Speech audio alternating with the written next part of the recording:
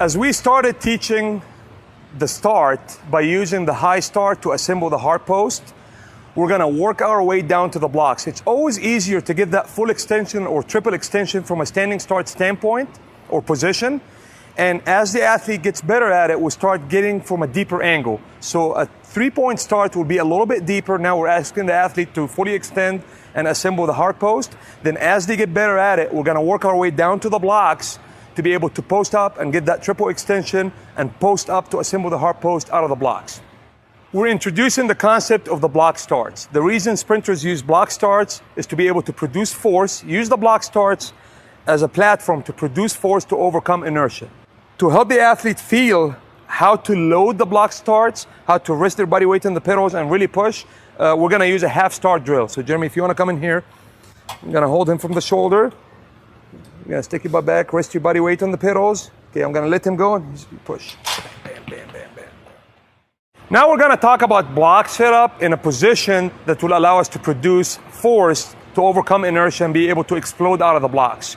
A lot of coaches ask their athletes to stay low coming out of the blocks. They end up breaking at the waist, having too much forward rotation. They're not really pushing out of the blocks. They're falling down and catching themselves.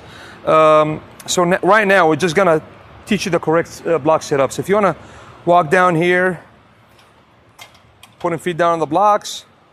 One of the big things we look for, we want the arms to be perpendicular with the ground. I want him to relax his head down.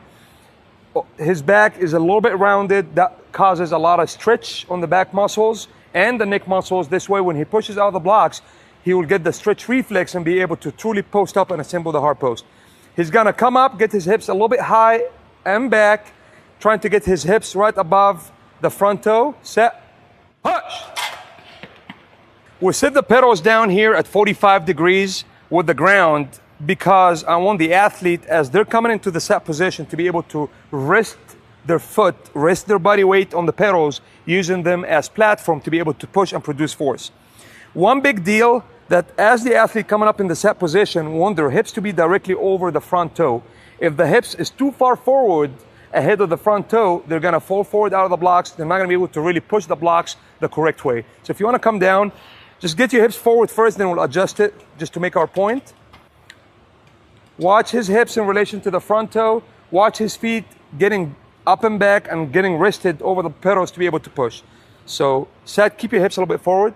Now we see his hips a little bit in front of the foot. Now get your hips up and back, up a little bit higher. Rest, set, push.